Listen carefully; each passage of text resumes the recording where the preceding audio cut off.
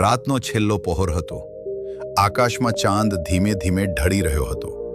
જંગલની વચ્ચે આવેલા એક પ્રાચીન આશ્રમમાં અદ્ભુત શાંતિ હતી. પીપળાના વિશાળ વૃક્ષ નીચે એક વૃદ્ધ જ્ઞાની આંખો બંધ કરીને ધ્યાનમાં બેઠા હતા. સૂર્ય હજુ ઉગ્યો પણ નહોતો, છતાં આશ્રમના દરવાજા બહાર લોકોની લાંબી કતાર લાગી ગઈ હતી. કોઈ પોતાના ઘરના દુઃખ લઈને આવ્યું હતું, કોઈ સંતાનની ચિંતા લઈને, તો કોઈ પોતાના શરીરની પીડા લઈને. પરંતુ એ દિવસે કતારના સૌથી પાછળ એક એવો માણસ ઊભો હતો જેના ચહેરા પરનો ડર બીજા બધાથી અલગ હતો. તેના હાથમાં દવાઓની થેલી હતી, આંખો નીચે કાળા કુંડાળા હતા, ચાલવામાં થાક હતો અને ચહેરા પર એવી નિરાશા હતી કે જાણે વર્ષોથી તેણે શાંતિથી ઊંઘ જ ન લીધી હોય. જ્યારે તેની વારો આવ્યો ત્યારે તે ધીમે ધીમે જ્ઞાનીની સામે જઈને બેઠો. થોડો સમય સુધી બંને વચ્ચે એક શબ્દ પણ બોલાયો નહીં. જ્ઞાની માત્ર તેની આંખોમાં જોઈ રહ્યા હતા. પછી ખૂબ શાંત અવાજમાં તેમણે પૂછ્યું, દીકરા, તારા ચહેરા પર જે ડર દેખાય છે એ રોગનો છે કે મનનો? એ માણસ થોડો કંપી ગયો. તેને માથું ઝુકાવી દીધું. થોડા સમય પછી ધીમે ધીમે બોલ્યો, ગુરુજી, મને ડાયાબિટીસ છે. 10 વર્ષ થઈ ગયા. શરૂઆતમાં મેં વિચાર્યું હતું કે આ તો સામાન્ય વાત છે, દવા લઈશ અને બધું ઠીક થઈ જશે. પરંતુ આજે મારી પાસે દવા તો છે, શાંતિ નથી, પૈસા છે, પરંતુ નિરાંતે ભોજન કરવાની હિંમત નથી. રાત્રે ઊંઘ આવે તો પણ મનમાં એક જ પ્રશ્ન ગુંજે છે, કાલે શું થશે? જ્ઞાનીએ જમીન પરથી એક નાનું બીજ હાથમાં લીધું અને કહ્યું, આ નાનકડું બીજ જોઈ રહ્યો છે? જો આજે તેને જમીનમાં વાવી દેવામાં આવે તો કાલે વૃક્ષ નહીં બને. પરંતુ જો દરરોજ તેને પાણી મળે, યોગ્ય માટી મળે અને સમય મળે તો એક દિવસ એ વિશાળ વૃક્ષ બની જશે. શરીરની ઘણી તકલીફો પણ એવી જ હોય છે. તે એક દિવસમાં જન્મતી નથી, ધીમે ધીમે વધે છે અને ઘણીવાર માણસને ખબર પણ પડતી નથી. એ માણસ ખૂબ ધ્યાનથી સાંભળી રહ્યો હતો. તેની આંખોમાં પહેલીવાર આશાની એક ઝલક દેખાઈ.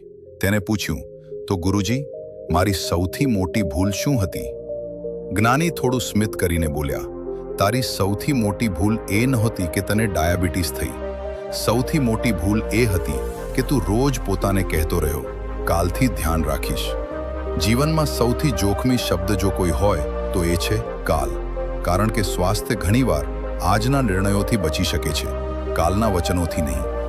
આ વાત સાંભળીને ત્યાં બેઠેલા બીજા લોકો પણ એકદમ શાંત થઈ ગયા. દરેકને લાગ્યું કે જાણે આ વાત માત્ર એ માણસ માટે નહીં, પરંતુ તેમના પોતાના જીવન માટે પણ હતી. જ્ઞાની આગળ બોલ્યા, ઘણા લોકો મને પૂછે છે કે ડાયાબિટીસમાં શું ખાવું અને શું ન ખાવું, પરંતુ હું તેમને પહેલા એક જ પ્રશ્ન પૂછું છું, તું ખાવા માટે જીવે છે કે જીવવા માટે ખાય છે? કારણ કે જ્યાં સુધી આ પ્રશ્નનો જવાબ બદલાતો નથી ત્યાં સુધી થાળી બદલવાથી પણ જીવન બદલાતું નથી. એ માણસે આશ્ચર્યથી પૂછ્યું, શું માત્ર ખોરાક જ એટલો મહત્વનો છે? જ્ઞાની ધીમેથી બોલ્યા, ખોરાક દવા પણ બની શકે છે અને મુશ્કેલીનું કારણ પણ. પરંતુ યાદ રાખજે, માત્ર એક વસ્તુ ખાવાથી કે છોડવાથી ડાયાબિટીસ ગાયબ થઈ જતી નથી.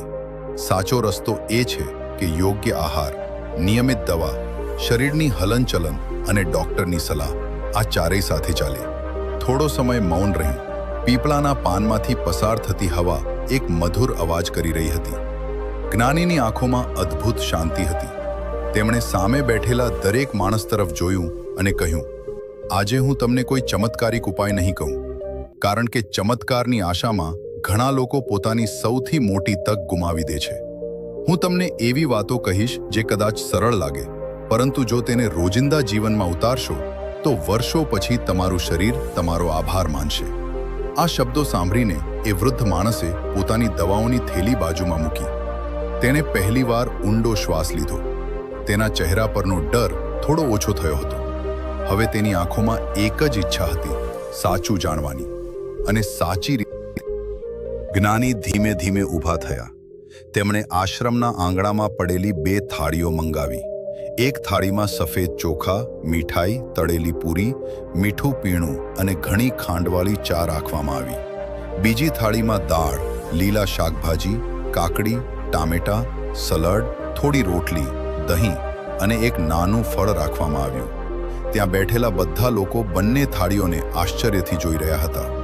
ઘણા લોકોના મનમાં પહેલેથી જ જવાબ તૈયાર હતો કે જ્ઞાની હવે બીજી થાળીની પ્રશંસા કરશે, પરંતુ જ્ઞાની થોડું સ્મિત કરીને બોલ્યા, જો તમે વિચારો છો કે હું તમને કહીશ કે એક થાળી સંપૂર્ણ ખરાબ છે અને બીજી સંપૂર્ણ સારી છે, તો તમે ભૂલ કરો છો. જીવનમાં ઘણીવાર સમસ્યા ખોરાકમાં નથી હોતી, સમસ્યા આપણા નિર્ણયોમાં હોય છે. એક યુવાન ઊભો થયો અને બોલ્યો, ગુરુજી, ગામમાં ઘણા લોકો કહે છે કે ડાયાબિટીસ થઈ જાય પછી ચોખા આખી જિંદગી માટે બંધ કરી દેવા જોઈએ. કોઈ કહે છે કે ફળ ખાવા જ નહીં, કોઈ કહે છે કે ગોળ ખાંડ કરતાં સારો છે, એટલે જેટલો ખાવો હોય તેટલો ખાઈ શકાય. સાચું શું છે? અમે કોની વાત માનીએ? જ્ઞાનીએ શાંત અવાજમાં જવાબ આપ્યો, જ્યારે માણસ ડરેલો હોય છે ત્યારે સૌથી પહેલા ખોટી સલાહ તેના સુધી પહોંચે છે. ડાયાબિટીસમાં કોઈ એક ખોરાક બધું બગાડી દે છે અથવા કોઈ એક ખોરાક બધું ઠીક કરી દે છે. આવી માન્યતાઓથી સાવધાન રહેવું. શરીરને સંતુલનની જરૂર હોય છે. યોગ્ય માત્રા, યોગ્ય સમય અને વિવિધ પ્રકારનો પૌષ્ટિક ખોરાક, આ 3 બાબતો ખૂબ મહત્વની છે. એ વૃદ્ધ માણસ ધ્યાનથી સાંભળી રહ્યો હતો. તેણે પૂછ્યું, તો ગુરુજી, હું સવારે શું ખાઉં? વર્ષોથી હું ચા સાથે બિસ્કિટ ખાઈને જ કામે નીકળી જાઉં છું. પછી બપોરે ખૂબ ભૂખ લાગે છે અને જે મળે તે વધારે ખાઈ લઉં છું. જ્ઞાનીએ જમીન પર એક નાનું વર્તુળ દોર્યું અને કહ્યું, આને દિવસ માની લે. જો દિવસની શરૂઆત જ શરીરને પૂરતું પોષણ આપ્યા વગર કરશો તો શરીર પછી વધુ ભૂખનો સંકેત આપશે. ઘણા લોકો સવારે પેટને અવગણે છે અને બપોરે જરૂર કરતાં વધુ ખાઈ લે છે. પછી તેઓ વિચારે છે કે તેમની શુગર કેમ નિયંત્રિત નથી રહેતી. થોડો સમય મૌન રહ્યું.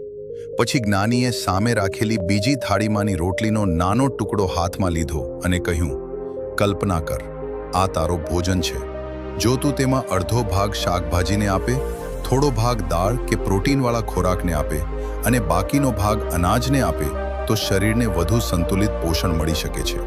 પરંતુ જો આખી થાળી માત્ર એક જ પ્રકારના ખોરાકથી ભરાઈ જાય તો શરીર પર ભાર વધી શકે છે. એ જ સમયે પાછળ બેઠેલી એક વૃદ્ધ મહિલાએ પૂછ્યું, ગુરુજી, મને કેરી બહુ ગમે છે. બધા કહે છે કે ડાયાબિટીસમાં કેરી, કેળું કે દ્રાક્ષ ખાવું જ નહીં. શું આ સાચું છે? જ્ઞાનીએ પ્રેમથી કહ્યું, ફળો શરીરને ઘણા ઉપયોગી પોષક તત્વો આપે છે, પરંતુ કયા ફળની કેટલી માત્રા યોગ્ય છે તે વ્યક્તિની તબિયત, દવા, શુગરનું નિયંત્રણ અને ડોક્ટરની સલાહ પર આધાર રાખે છે. ડરથી બધું બંધ કરી દેવું પણ યોગ્ય નથી અને પ્રાકૃતિક છે એટલે જેટલું ખાઈએ તેટલું ચાલે એવું માનવું પણ યોગ્ય નથી. વૃદ્ધ માણસ હવે પહેલા કરતાં વધુ શાંત દેખાતો હતો.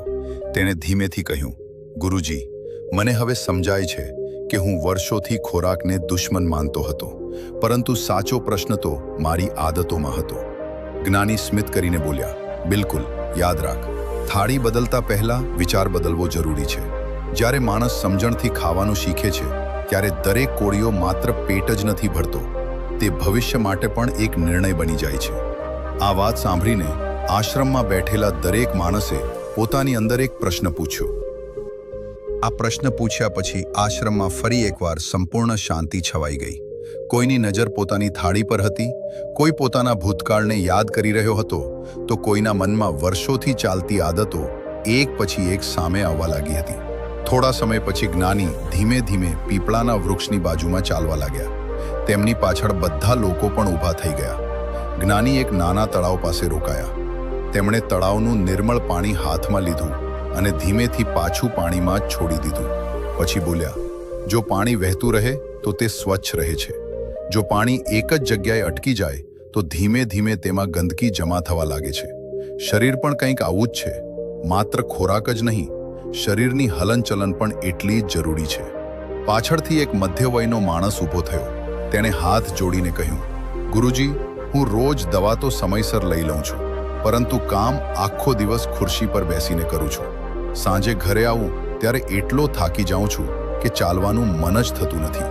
હું વિચારું છું કે દવા લઈ રહ્યો છું એટલે કદાચ એટલું પૂરતું હશે. જ્ઞાની તેની સામે ગયા અને ખૂબ શાંત અવાજમાં બોલ્યા, દીકરા, જો કોઈ ખેડૂત માત્ર બીજ વાવી દે અને પછી આખું વર્ષ ખેતરમાં જ ન જાય તો શું તેને સારો પાક મળશે? દવા ખૂબ મહત્વની છે, પરંતુ દવા એકલી જીવનશૈલીનું સ્થાન લઈ શકતી નથી. શરીરને રોજ થોડું ચાલવું, થોડું હલવું, થોડું કામ કરવું પણ ગમે છે. આનો અર્થ કઠિન કસરત જ કરવી એવો નથી, પરંતુ ડોક્ટરની સલાહ મુજબ નિયમિત હલનચલન ઘણા લોકો માટે ઉપયોગી સાબિત થઈ શકે છે. આ સાંભળીને તે વૃદ્ધ માણસે ધીમેથી પૂછ્યું, તો શું દરરોજ ચાલવાથી મારી ડાયાબિટીસ પૂરી રીતે મટી જશે? જ્ઞાની હળવું સ્મિત કરીને બોલ્યા, ના દીકરા, જીવનમાં સરળ જવાબો શોધવા જ સૌથી મોટી ભૂલ છે. ડાયાબિટીસ ઘણીવાર લાંબા ગાળાની સ્થિતિ હોય છે. ચાલવું, યોગ્ય આહાર, દવા અને નિયમિત તપાસ, આ બધું મળીને તેને વધુ સારી રીતે નિયંત્રિત રાખવામાં મદદ કરી શકે છે. એક જ વસ્તુને ચમત્કાર માનવો યોગ્ય નથી.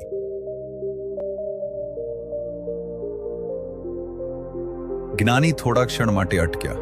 પછી તેમણે આશ્રમના રસોડામાંથી 2 માટલા મંગાવ્યા. એક માટલામાં સ્વચ્છ પાણી હતું અને બીજામાં ખૂબ મીઠું પાણી. તેમણે બંનેમાંથી એક ઘૂંટડો ચાખવા માટે કોઈને કહ્યું નહીં. માત્ર બંને માટલા સામે રાખીને બોલ્યા, માણસ પણ ઘણીવાર આવું જ કરે છે. જે વસ્તુનો સ્વાદ જીભને તરત ગમે છે તે હંમેશા શરીરને ગમે જેવું નથી હોતું, અને જે વસ્તુ શરૂઆતમાં સાદી લાગે છે તે લાંબા ગાળે શરીરની મિત્ર બની શકે છે. આ વાત સાંભળીને પાછળ બેઠેલી એક મહિલાએ પૂછ્યું, ગુરુજી, મારા પતિ કહે છે કે આજે તો લગ્ન છે, આજે તો તહેવાર છે, આજે તો થોડું ચાલે, અને આવી આજેની વાત મહિને ઘણીવાર આવે છે. પછી શુગર વધી જાય છે. હું તેમને કેવી રીતે સમજાવું? જ્ઞાની હળવેથી હસ્યા અને બોલ્યા, માનવ જીવનમાં સૌથી મોટો શત્રુ કોઈ મીઠાઈ નથી. સૌથી મોટો શત્રુ છે પોતાની જાતને આપેલું ખોટું બહાનું.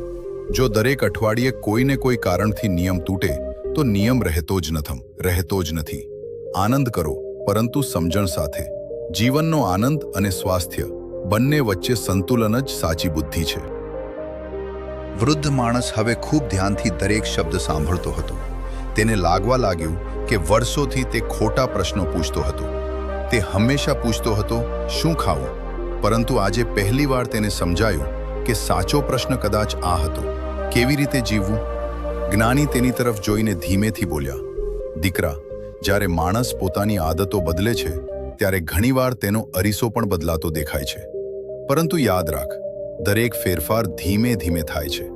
ઉતાવળ નહીં, નિયમિતતા સૌથી મોટો મિત્ર છે. એ વૃદ્ધે ઊંડો શ્વાસ લીધો. વર્ષો પછી પહેલીવાર તેના ચહેરા પર ડર કરતાં આશા વધુ દેખાતી હતી. પરંતુ જ્ઞાની હજુ સૌથી મહત્વની વાત કહેવાના બાકી હતા. તેમણે બધાને નજીક બેસવા કહ્યું અને ધીમા અવાજમાં ધૂ, હવે હું તમને એવી 3 ભૂલો વિશે કહીશ જે ઘણા લોકો દરરોજ કરે છે અને પછી આશ્ચર્ય કરે છે કે તેમની શુગર વારંવાર કેમ વધી જાય છે.